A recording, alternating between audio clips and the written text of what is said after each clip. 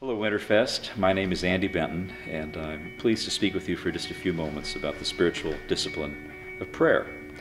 I grew up in the church. My parents were the first ones there and the last ones to leave, and so it was the same for me.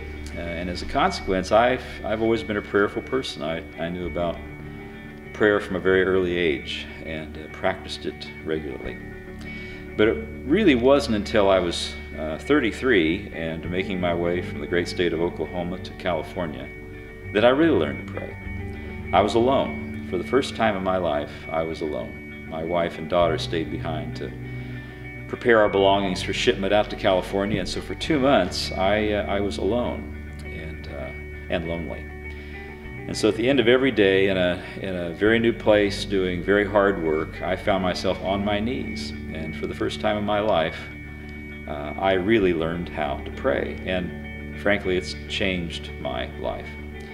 I've always been touched by the fact that Christ, in difficult and important times in his life, felt the need to get away and to pray. And whether it was to go to a mountain or go out on a boat, move away from the maddening crowd, I've always been touched by the fact that Christ knew the power of solitude and the power of prayer.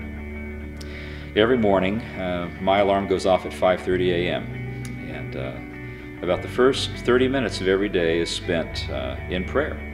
Prayer for students at Pepperdine University, prayer for students whose names I do not know but will someday be with us, prayer for alumni, prayer for parents, prayer for those who support the university, prayer for myself, for I am weak.